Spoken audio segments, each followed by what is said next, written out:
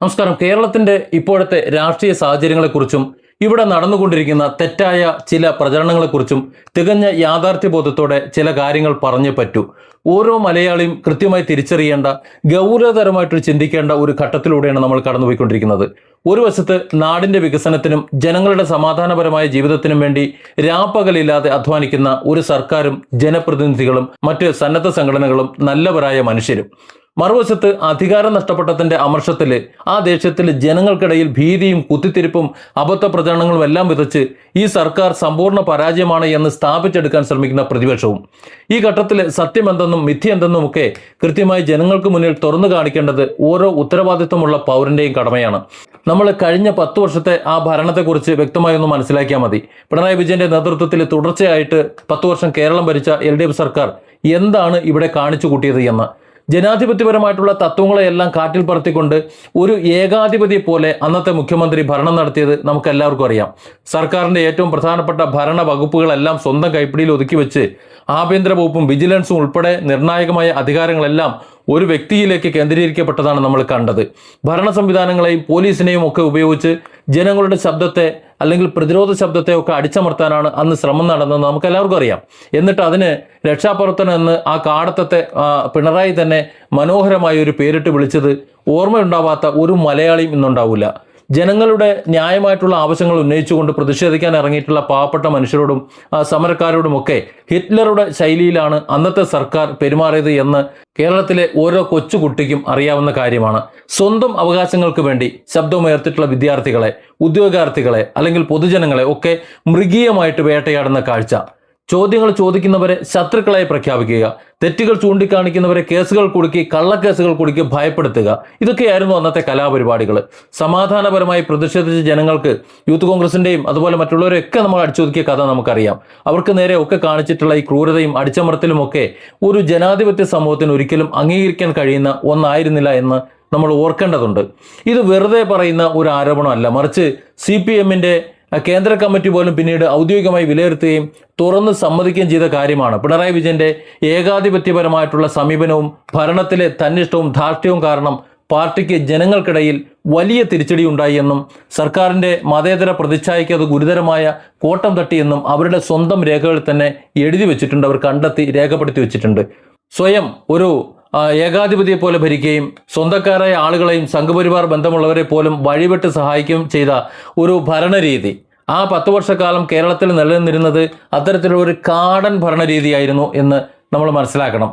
ആ ഒരു തെറ്റായ ഭരണം അത് ജനങ്ങൾക്ക് ഇഷ്ടമല്ല, ജനങ്ങൾ അതിൽ മടുത്തു, ദുരിതം അനുഭവിച്ചു. അതുകൊണ്ട് തന്നെ ബോധമുള്ള ജനങ്ങൾ രാഷ്ട്രീയമായി അത് തിരുത്തി അവരെ എടുത്ത് അറബിക്കടലിൽ എറിഞ്ഞു. എന്നാൽ ഇന്ന് കാര്യങ്ങൾ മാറി. ജനങ്ങൾ ജനകീയമായ ഒരു തീരുമാനമെടുത്തു. VD സതീശന്റെ നേതൃത്വത്തിൽ പുതിയ ഒരു UDF സർക്കാർ അധികാരത്തിൽ വന്നു. അന്നു മുതൽ എന്താണ് നമ്മൾ കണ്ടുകൊണ്ടിരിക്കുന്നത് ചിന്തിച്ചാൽ മതി. LDF നേതാക്കളും അവരുടെ സൈബർ സംഘങ്ങളും ഭരണമാറ്റം അംഗീകരിക്കാൻ തയ്യാറാകാതെ, തോറ്റു എന്ന് പോലും സമ്മതിക്കാതെ തുടർച്ചയായി കുത്തിത്തിരിപ്പുകൾ ഉണ്ടാക്കുകയാണ്. ദിനം പ്രതി വ്യാജ വാർത്തകൾ, അബദ്ധ പ്രചരണങ്ങൾ ഒക്കെ നിർമ്മിച്ചിട്ട് സമൂഹത്തിൽ അങ്ങോട്ട് ഇറക്കിവിടുകയാണ്. അശാന്തികൾ അല്ലെങ്കിൽ ജനങ്ങളിൽ സമാധാനക്കേടൊക്കെ സൃഷ്ടിക്കാൻ വേണ്ടി സർവ്വശക്തിയും എടുത്ത് ശ്രമിച്ചുകൊണ്ടിരിക്കുകയാണ്. UDFന്റെ ഈ ഭരണം, അതായത് VD സതീശൻ സർക്കാർ ഭരിച്ചുകൊണ്ടിരിക്കുന്ന ഈ ഭരണം വളരെ ദുരിതപൂർണ്ണമാണ്. ജനങ്ങൾക്ക് തീരെ പറ്റുന്നില്ല, അല്ലെങ്കിൽ ജനങ്ങളാകെ ബുദ്ധിമുട്ടിയിരിക്കുന്നു. 2-3 മാസം കൊണ്ട് തന്നെ അവർ മടുത്ത് ഒരു വല്ലാത്ത അവസ്ഥയിൽ എത്തിയിരിക്കുന്നു എന്ന് ആളുകളുടെ മനസ്സിലേക്ക് അങ്ങോട്ട് അടിച്ചേൽപ്പിക്കണം, അല്ലെങ്കിൽ അങ്ങനെ വിഷം കുത്തിവെക്കണം. അതിനാണ് ഓരോ നീക്കവും, കള്ളക്കഥകളും കള്ളച്ചിത്രങ്ങളും ഒക്കെ സാക്ഷ്യമൊക്കെ കള്ളസാക്ഷ്യമൊക്കെ ഉണ്ടാക്കി വിടുന്നത് അതിനു വേണ്ടിയിട്ടാണ്. ഏറ്റവും അപലപനീയവും അതുപോലെ കഷ്ടവുമായിട്ടുള്ള ഒരു കാര്യം എന്ന് പറയുന്നത് ഇപ്പോൾ കേരളത്തിലുണ്ടായിരിക്കുന്ന പ്രളയ ദുരന്തത്തെ പോലും ഇവർ സ്വന്തം രാഷ്ട്രീയ മുതലെടുപ്പിനായിട്ട് ഉപയോഗിക്കുന്നു എന്നതാണ്. പ്രകൃതിയുടെ കനത്ത പ്രഹരത്തിൽ നമുക്കറിയാമല്ലോ, സകലതും നഷ്ടപ്പെട്ട മനുഷ്യർ ഇന്ന് ദുരിതാശ്വാസ ക്യാമ്പുകളിലാണ് അതിൽ ബഹുഭൂരിപക്ഷവും. അങ്ങനെ ഒരു ദുരന്ത മുഖത്ത് നിൽക്കുമ്പോൾ മുഖ്യമന്ത്രി VD സതീശനും സർക്കാരും ജനപ്രതിനിധികളും മറ്റ് സംവിധാനങ്ങളും ഭരണ സംവിധാനങ്ങളും അതുപോലെ സന്നദ്ധ സംഘടനകളും ഒക്കെ അവരെല്ലാവരും രാത്രിയെന്നോ പകലെന്നോ ഇല്ലാതെ ജനങ്ങളെ സഹായിക്കാൻ വേണ്ടി പരക്കം പാഞ്ഞുകൊണ്ടിരിക്കുകയാണ്. ദുരിതബാധിതർക്ക് ആഹാരം, അവർക്ക് മരുന്ന്, അവർക്ക് സുരക്ഷിതമായ അഭയം ഇതൊക്കെ എത്തിക്കാൻ വേണ്ടി മുന്നണി ഭേദമന്യേ ഭരണകൂടം സജീവമായിട്ട് പ്രവർത്തിച്ചുകൊണ്ടിരിക്കുന്ന ഒരു സമയം. എന്നാൽ ഈ ഘട്ടത്തിലും പ്രതിപക്ഷം ചെയ്യുന്നത് എന്താ? ദുരിതാശ്വാസ പ്രവർത്തനങ്ങളെ എങ്ങനെയെങ്കിലും തടസ്സപ്പെടുത്തുക, തെറ്റായ സന്ദേശങ്ങൾ പ്രചരിപ്പിച്ചിട്ട് കാര്യങ്ങൾ കുളമാക്കുക, തടസ്സപ്പെടുത്തിയതിനു ശേഷം ദേ ഇവിടെ എത്തുന്നില്ല എന്ന് പറഞ്ഞിട്ട് അവരുടെ അണികളെ കൊണ്ട് തന്നെ വീഡിയോ എടുപ്പിച്ചിട്ട് ഇത് കേരളം മുഴുവൻ ഇങ്ങനെയാണ് സംഭവിക്കുന്നതെന്ന് പ്രചരിപ്പിക്കുക. അതിലൂടെ ജനങ്ങൾക്ക് കൂടുതൽ ദുരിതമുണ്ടാക്കിയിട്ട് ഈ സർക്കാർ ദുരിതബാധിതർക്ക് വേണ്ടി ഒരു ചുക്കും ചെയ്യുന്നില്ല എന്ന് വരുത്തി തീർക്കുക. എത്രമാത്രം ദയനീയവും നിരാശാജനകവുമായിട്ടുള്ള ഒരു രാഷ്ട്രീയ ശൈലിയാണെന്ന് ഓർക്കണം. പ്രളയത്തിൽപ്പെട്ട മനുഷ്യരുടെ കണ്ണീരിനേക്കാൾ ഇവർക്ക് വലുത് സ്വന്തം രാഷ്ട്രീയ അജണ്ട നടപ്പിലാക്കലാണ്. ദുരന്തബാധിതരെ സഹായിക്കാൻ മുന്നിട്ടിറങ്ങേണ്ട സമയത്ത് ഞങ്ങൾ നിങ്ങളോടൊപ്പം ഉണ്ട് ഈ ഒരു സമയത്ത് എന്ന് കാണിച്ചു കൊടുത്ത് ഒരു ജനകീയ മുഖം, നഷ്ടപ്പെട്ട ജനകീയ മുഖം തിരിച്ച് എടുക്കാൻ വേണ്ടി ഒരു അവസരം മുതലെടുക്കേണ്ട സമയത്ത് ജനങ്ങളുടെ കണ്ണിൽ പൊടിയിടാൻ വ്യാജ വീഡിയോകളും തെറ്റായ സന്ദേശങ്ങളും ഒക്കെ നിർമ്മിച്ച് പ്രചരിപ്പിച്ച് മലയാളികളോടുള്ള അതൊക്കെ മലയാളികളോടുള്ള വഞ്ചനയല്ലാതെ പിന്നെന്താ, വേറെന്താ അതിനെക്കുറിച്ച് പറയാനുള്ളത്? ഇന്ന് ദുരിതാശ്വാസ പ്രവർത്തനങ്ങളിൽ കുറ്റം കണ്ടുപിടിക്കാൻ തിടുക്കം കെട്ടുന്നവർ കഴിഞ്ഞ 10 വർഷത്തെ സ്വന്തം ചരിത്രം കൂടി ഒന്ന് ഓർത്തു നോക്കുന്നത് നന്നായിരിക്കും. 2018 അതുപോലെ 19 മഹാപ്രളയം ഉണ്ടായപ്പോൾ അന്നത്തെ LDF സർക്കാർ എന്താണ് ചെയ്തത്? പ്രളയത്തിൽപ്പെട്ട പാവങ്ങൾക്ക് വേണ്ടി ലോകമെമ്പാടുമുള്ള ആളുകൾ നൽകിയ ഫണ്ട് പോലും സ്വന്തം പാർട്ടി നേതാക്കളുടെ അക്കൗണ്ടിലേക്ക് തട്ടിയെടുത്ത നാണം കെട്ട ചരിത്രമുള്ളവരാണ്.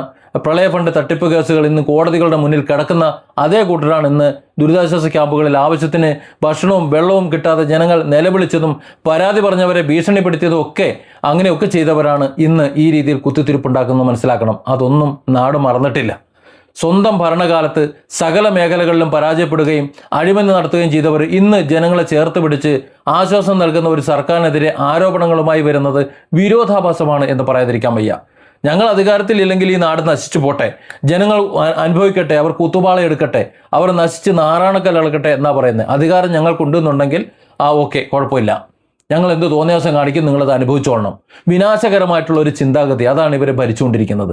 VD സതീശന്റെ നേതൃത്വത്തിലുള്ള സർക്കാരിന് വോട്ട് ചെയ്തു എന്ന ഒരൊറ്റ കാരണത്താൽ ജനങ്ങൾ അനുഭവിക്കട്ടെ എന്ന് പറയാൻ ഇവർക്ക് എങ്ങനെയാണ് സാധിക്കുന്നത്? പാർട്ടി ഭരണത്തിലില്ല എന്നുണ്ടെങ്കിൽ കേരളം പൂർണ്ണമായി തകരണമെന്ന് ആഗ്രഹിക്കുന്നവർ ഒരിക്കലെങ്കിലും ഈ നാടിൻ്റെ അല്ലെങ്കിൽ ഈ നാടിൻ്റെ മലയാളിയുടെയോ സുഹൃത്തുക്കളാണെന്ന് പറയാൻ പറ്റുമോ?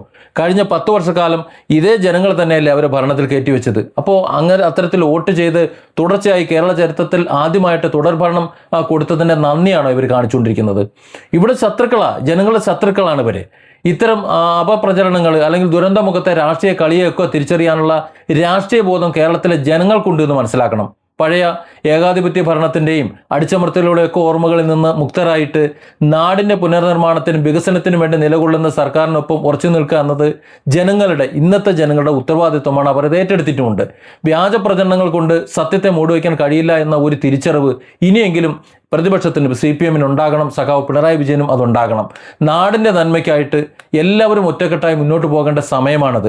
ആരെങ്കിലും എന്തെങ്കിലും ഒരു നന്മ ചെയ്യുമ്പോൾ അതിനെ തടസ്സപ്പെടുത്തി എന്നിട്ട് അതിനെ കുറ്റപ്പെടുത്തി, അതായത് ആടിനെ പട്ടിയാക്കി പിന്നെ അതിനെ പേപ്പട്ടിയാക്കി പിന്നെ നാട്ടുകാരെ മുഴുവൻ അത് വിശ്വസിപ്പിച്ച് ആളെ കൂട്ടി തല്ലിക്കൊല്ലുന്നതിനെ ജനസേവനമെന്ന് വിളിക്കാൻ പറ്റൂല.